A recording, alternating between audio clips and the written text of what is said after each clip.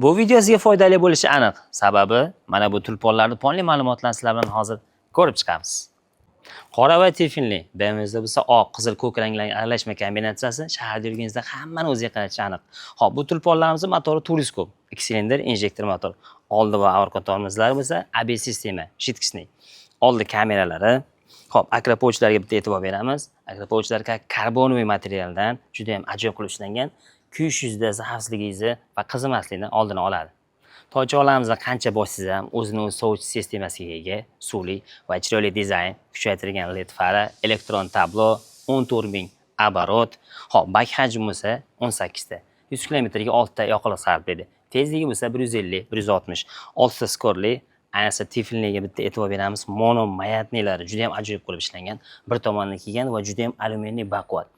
Seplari zanjir, tortishda ham, yurishda ham muammo bo'lmaydi. Motor qismiga keladigan bo'lsak, Xitoyning eng o'sha yaxshi zavodlarida mutaxassislar tomonidan yig'dirib, sinovdan o'tkazib olib kelingan. Ikkala modelimizda ham oldi va orqa diskalariga ham juda ham katta e'tibor berilgan. Ko'rinish chiroyliligi va baquvvatligi ham aynan biz yo'llarga moslab qo'yilgan. Yuragida olovi bor, sport bike minaman deganlar zona haqida hayat qilasizlar. Kimga narx qiziq bo'lsa, kommentariyada shunchaki plyus qoldiring yoki call centrimizga telefon qilib ma'lumotlar, narxlar haqida bemalol so'raverasiz.